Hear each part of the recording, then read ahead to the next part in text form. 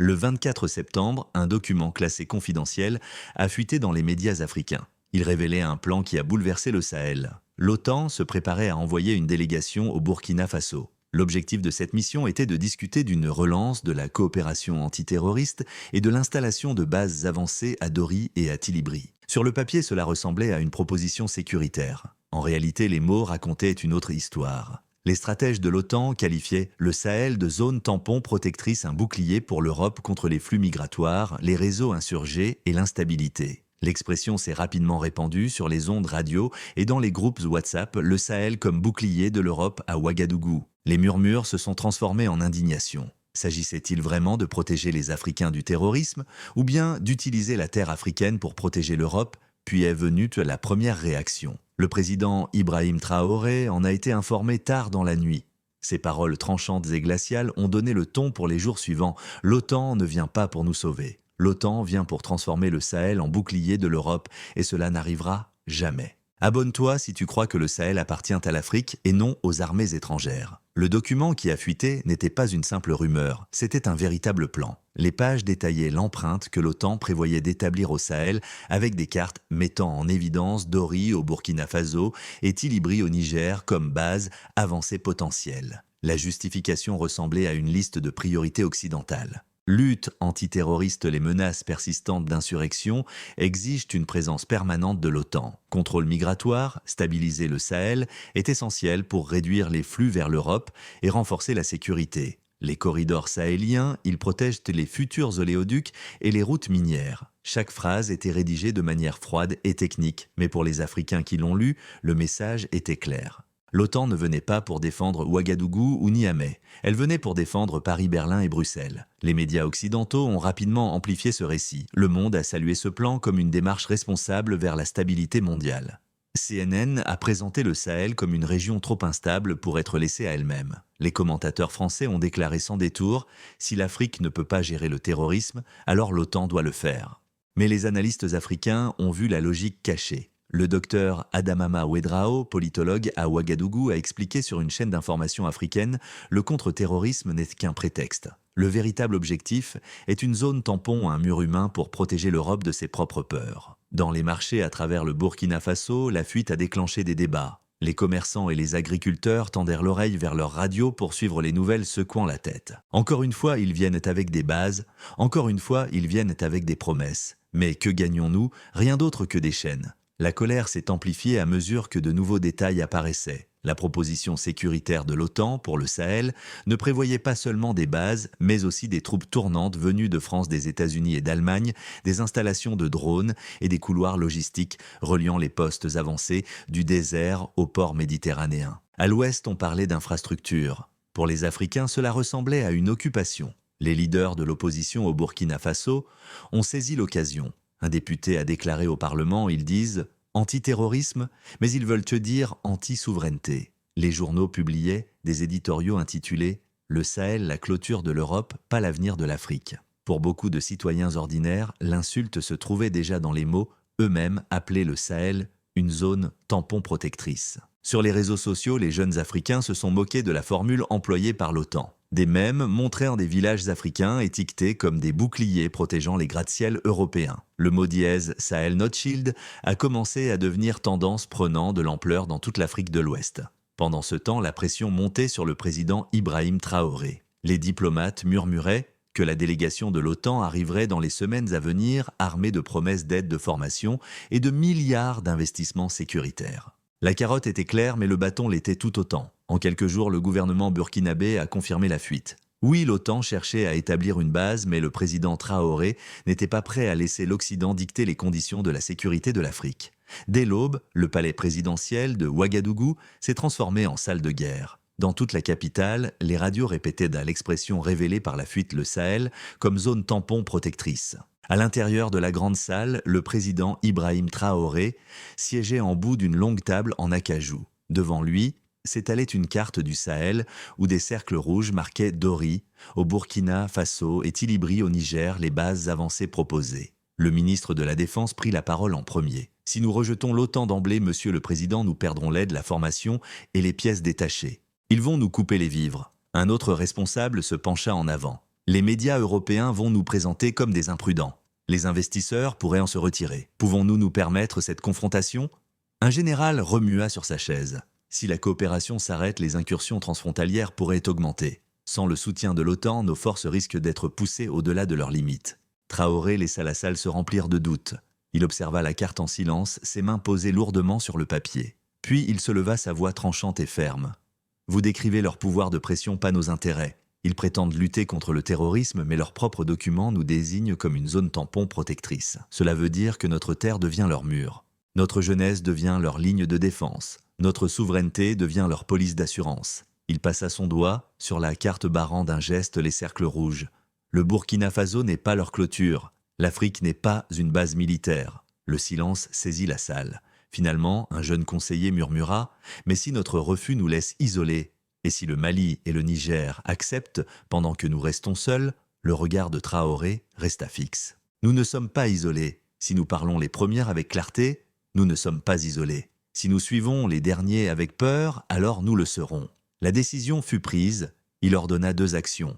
Une allocution nationale à diffuser le soir même et une prise de contact discrète avec Bamako et Niamey afin d'aligner les positions avant l'arrivée de la délégation de l'OTAN. Les ministres rassemblèrent leurs notes, les cartes furent enroulées et la salle se vida dans un mélange de tension et de détermination autour de Traoré.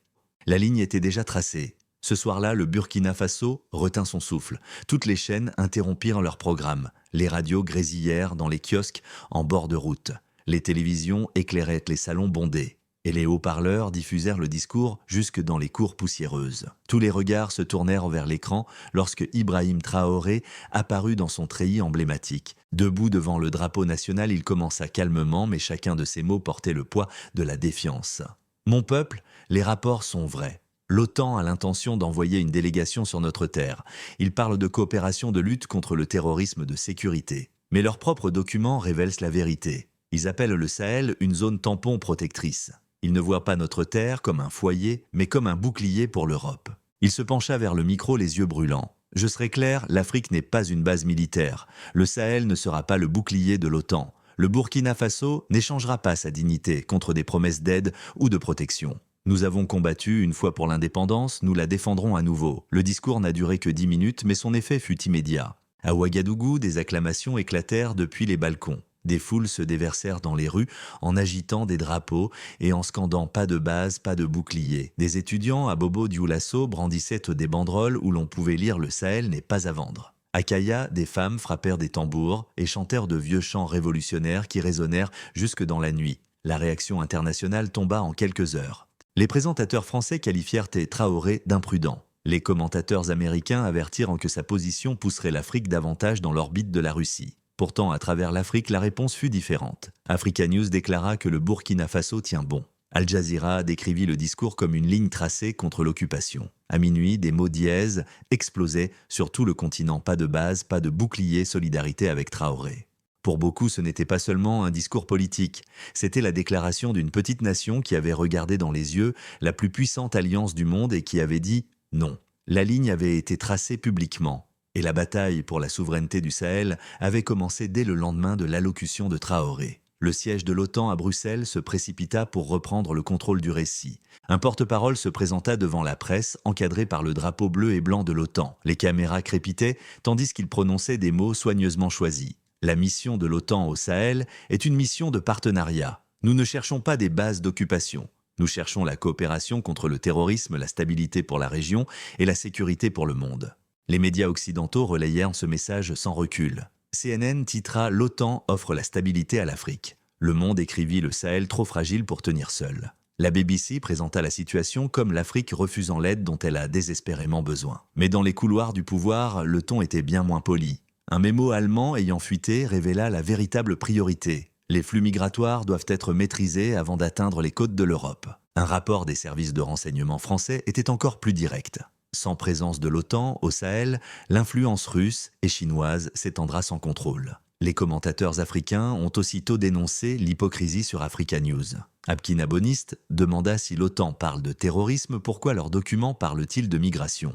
S'ils parlent de sécurité, pourquoi leurs généraux tracent-ils des cartes des routes de l'or? Pourtant, la pression continuait de monter. Washington laissa entendre que l'aide pourrait être suspendue si le Burkina Faso bloquait l'OTAN. Paris menaça de réexaminer les projets de développement conjoints. Derrière chaque déclaration se cachait la même exigence: laisser entrer l'OTAN à Ouagadougou. Les gros titres rappelaient un air familier. Beaucoup se souvenaient de la Libye en 2011, de l'Afghanistan avant elle. L'OTAN avait promis la stabilité et n'avait livré que le chaos. Un jeune enseignant confia à un animateur de radio local: si c'est cela la stabilité, alors nous n'en voulons pas. La bataille des mots avait commencé. L'OTAN affirmait offrir une protection, mais les Africains croyèrent de plus en plus qu'elle exigeait une soumission. Tandis que l'OTAN peaufinait son discours à Bruxelles, l'Afrique répondait d'une seule voix. Lors des journaux du soir, sur Africa News, le titre était sans détour: le Burkina Faso dit non aux bases de l'OTAN. Al Jazeera rediffusa l'intégralité du discours de Traoré, le présentant comme un refus de se soumettre. À Bamako,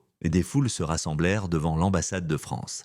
Des étudiants brandissaient des pancartes où l'on pouvait lire: nos déserts ne sont pas vos casernes. À Niamey, les manifestants scandaient: pas d'OTAN au Sahel. En agitant à la fois des drapeaux nigériens et burkinabés, le symbole était clair. Il ne s'agissait plus seulement du Burkina Faso, il s'agissait de tout le Sahel. Les leaders de la société civile prirent la parole à travers le continent. À Accra, une militante déclara: si nous laissons entrer l'OTAN aujourd'hui-demain, l'Afrique sera à nouveau découpée en zones d'occupation. À Johannesburg, un dirigeant syndical affirma aux journalistes: ils appellent cela la sécurité, nous appelons cela la soumission. Les réseaux sociaux transformèrent la résistance en mouvement. Le mot dièse, Sahel Not Shield, dépassa le million de mentions en moins d'une semaine. De jeunes Africains publièrent des œuvres montrant le Sahel comme un mur de peuples unis, accompagné de la légende: l'Afrique n'est pas un bouclier. Même en Europe, des voix dissidentes s'élevèrent. À Paris, une pétition recueillit des milliers de signatures, avertissant que de nouvelles bases de l'OTAN en Afrique seraient du colonialisme sous un autre nom. À Berlin, des militants demandèrent si l'Allemagne voulait être retenue comme un partenaire ou comme un occupant. La fracture était claire. L'OTAN affirmait que son projet relevait de la protection.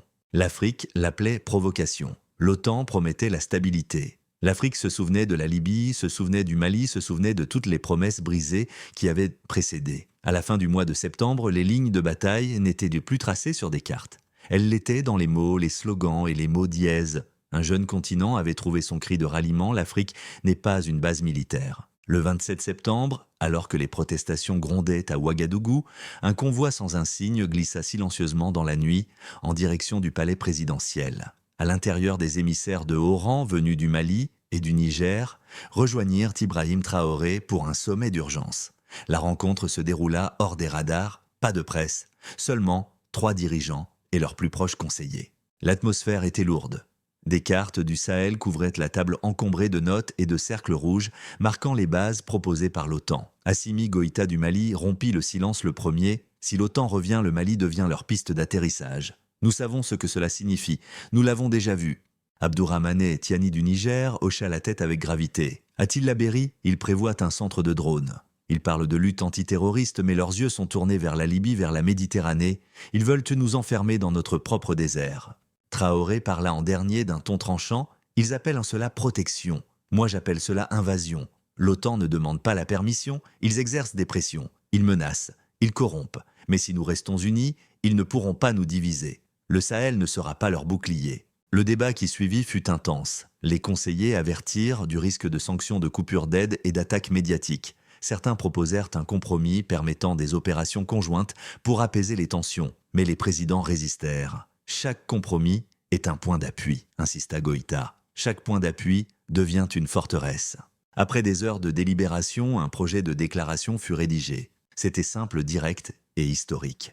L'Alliance du Sahel rejetterait toute présence de l'OTAN sur son sol: pas de base, pas de corridor, pas de point d'appui étranger. Lorsque les dirigeants se levèrent de la table, il n'y eut ni poignée de main pour les caméras, ni photos mises en scène, seulement une compréhension silencieuse. La décision était prise, et bientôt le monde l'apprendrait. Le lendemain, 28 septembre, l'Alliance du Sahel se présenta publiquement sur la place de la Révolution à Ouagadougou. Une foule immense s'était rassemblée, agitant les drapeaux du Burkina Faso, du Mali et du Niger. Les équipes de télévision installèrent leurs caméras et les stations de radio du continent interrompirent leur programme. L'air était chargé d'anticipation. Un par un, les 3 dirigeants montèrent sur l'estrade. Assimi Goïta parla le premier d'une voix ferme: le Mali n'acceptera pas de base de l'OTAN. Notre indépendance n'est pas à louer. Les applaudissements éclatèrent, résonnant sur toute la place. Puis Abdourahmane Tiani du Niger prit le micro: À Tillabéri, il prévoyait un centre de drones. Nous disons non. Le sol du Niger n'accueillera pas de garnison étrangère. Enfin, Ibrahim Traoré s'adressa à la foule. Il fit une pause balayant la mer de visage, puis déclara « Ils appellent le Sahel un tampon protecteur, ils veulent que nos déserts deviennent leurs murs. » Et il lança à l'OTAN « Le Sahel appartient à l'Afrique. Il ne sera pas le bouclier de l'Europe. » Le vacarme fut assourdissant. Les drapeaux s'agitaient, les tambours résonnaient, et les slogans « Pas de base, pas de bouclier » roulaient à travers la capitale et la région. Les radios portèrent ces mots jusque dans les villages, les salles de classe, les marchés. Pour des millions de personnes, cela ressemblait à un second jour d'indépendance. Les médias occidentaux s'empressèrent de réagir. Les présentateurs français qualifièrent la déclaration de dangereuse. Les commentateurs américains avertirent de la formation d'un nouveau rideau de fer en Afrique. Mais les médias africains célébrèrent. Africa News afficha le titre « L'Alliance du Sahel trace la ligne rouge ». Ce soir-là, des feux d'artifice illuminèrent le ciel de Ouagadougou. La déclaration commune avait transformé une note de l'OTAN divulguée en une prise de position continentale pour la souveraineté. Le message était sans équivoque, le Sahel n'était pas à vendre. La déclaration conjointe de l'Alliance du Sahel tomba sur Bruxelles comme un missile dans la salle du Conseil de l'Atlantique Nord. Les ambassadeurs étaient assis sous l'emblème iconique de l'OTAN. Pourtant, l'unité brillait par son absence. La France ouvrit les hostilités. L'ambassadeur français claqua son dossier sur la table. « Nous perdons l'Afrique, d'abord le Mali et maintenant le Burkina Faso. Si l'OTAN recule, le flanc sud de l'Europe s'effondre. Le terrorisme se propagera. Les migrants afflueront. Nous ne pouvons pas rester les bras croisés. » L'envoyé américain renforça l'urgence. Traoré n'agit pas seul. Moscou et Pékin sont derrière lui. Si nous montrons de la faiblesse ici, chaque gouvernement africain considérera l'OTAN comme hors-jeu. Mais l'Allemagne répliqua « Montrer de la faiblesse ou montrer de la sagesse. Imposer des bases à des nations qui n'en veulent pas, ce n'est pas un partenariat. C'est une occupation. N'avons-nous rien appris de la Libye ?» L'ambassadeur de Turquie ajouta sèchement « Soyons honnêtes, il ne s'agit pas de terrorisme. Il s'agit de l'Europe qui veut construire un bouclier avec des corps africains.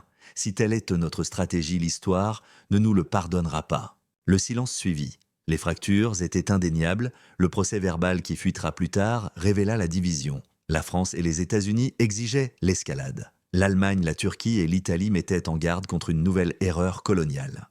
Les gros titres européens crièrent la vérité l'OTAN divisée sur l'Afrique. Un éditorial berlinois écrivait « Le Sahel a forcé l'OTAN à affronter ses doubles standards. Pour la première fois depuis des décennies, le monde a vu de l'hésitation au lieu de l'unité derrière les murs de l'OTAN. » Tandis que l'OTAN se débattait avec ses divisions, la bataille passa sur les ondes. Les chaînes occidentales présentèrent Traoré comme imprudent. CNN demanda « Le Burkina Faso met-il en péril la stabilité de la région ?» Ramound insista « Le Sahel ne peut pas se tenir seul. » Mais les médias africains répliquèrent avec force. Africa News déclara « Sahel pas bouclier ». Al Jazeera rediffusa le discours de Traoré dans son intégralité, le qualifiant de déclaration de dignité. Les réseaux sociaux explosèrent, n'est pas de base, « Je le Sahel passe bouclier, Tchessia avec Traoré ». À Ouagadougou, des fresques murales fleurirent, Traoré brisant les chaînes de l'OTAN des enfants debout sur une carte de l'Afrique avec les mots « Pas le mur de l'Europe ». À Bamako, des artistes peignirent Goïta avec cette légende « Pas de drone sur notre sol ».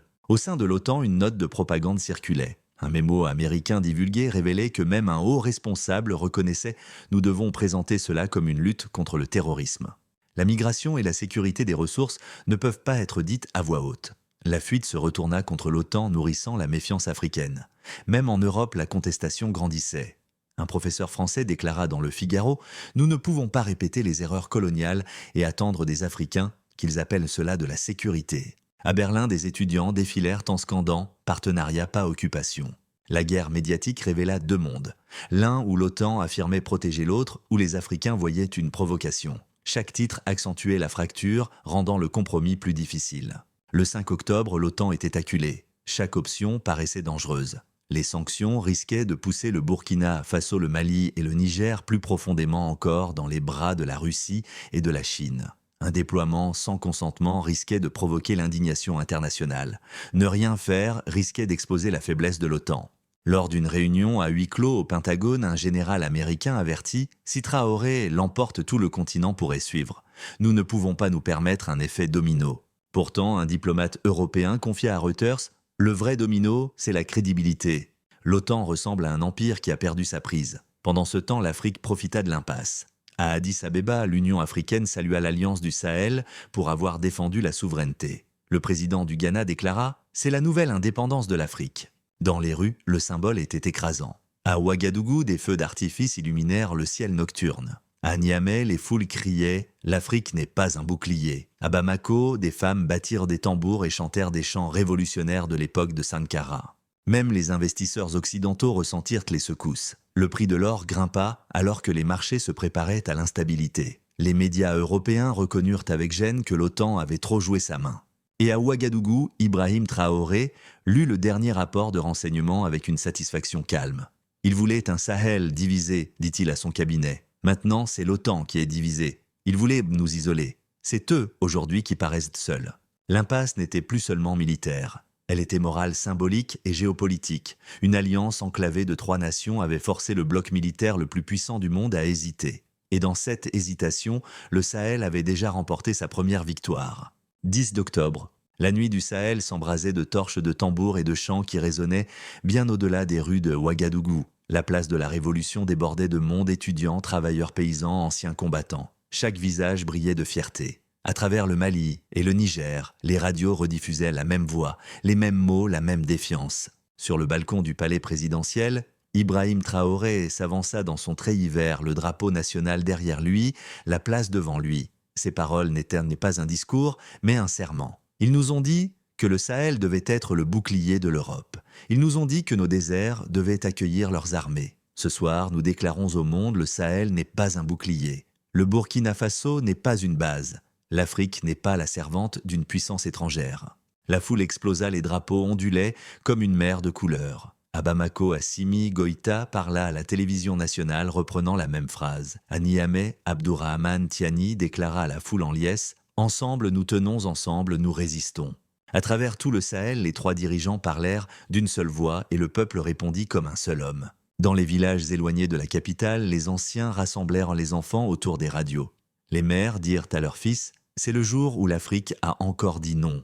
Des groupes de jeunes peignirent des fresques avec de grandes lettres rouges, pas de base, pas de bouclier. Le symbole dépassa largement Ouagadougou. Des foules marchèrent en scandant le nom de Traoré. À Johannesburg, des étudiants portaient des banderoles le comparant à Sankara, Nkrumah et à Mandela. L'Afrique ne se contentait pas de regarder, elle s'éveillait. Les commentateurs occidentaux balayèrent en cela comme de la défiance, mais les Africains l'appelèrent « dignité ». Un titre d'Africa News résumait l'esprit « Le Sahel se dresse et l'Afrique s'élève alors que des feux d'artifice éclatent au-dessus de Ouagadougou ».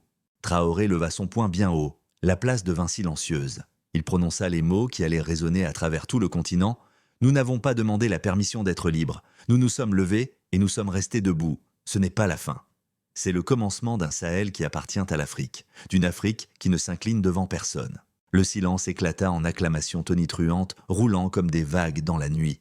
Pas de base, pas de bouclier. L'Afrique ne s'agenouillera pas. Ce n'était pas seulement une crise politique, c'était une renaissance.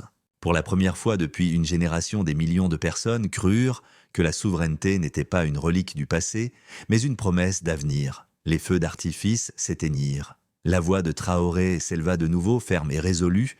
Ce soir que le monde entende notre serment. Le Sahel appartient à son peuple. Le Burkina Faso appartient à ses enfants. L'Afrique appartient aux Africains. Aucune alliance, aucune armée n'écrira plus jamais notre destin à notre place.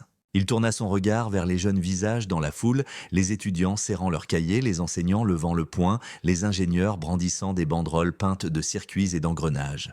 Aux étudiants du Burkina Faso et de toute l'Afrique, vos salles de classe sont les nouveaux champs de bataille de la dignité. À nos professeurs, à nos médecins, à nos scientifiques, votre savoir est notre arme. Aux ouvriers et aux ingénieurs, vos mains bâtissent l'avenir qu'aucune base étrangère ne contrôlera. Et aux mères et aux pères, votre courage est le socle sur lequel nous nous dressons. La place tonna en réponse. Pour la première fois depuis des décennies, la souveraineté n'était plus seulement un mot crié par des politiciens. C'était une mission confiée à chaque citoyen de la salle de classe au marché du champ jusqu'au Parlement. Les derniers jumeaux de Traoré traversèrent la nuit comme une flamme. L'Afrique ne s'agenouillera pas. L'Afrique ne vendra pas son âme. L'Afrique se relèvera. Et cela commence ici. Si vous croyez que l'Afrique ne doit plus jamais être le bouclier de quiconque partageait cette histoire,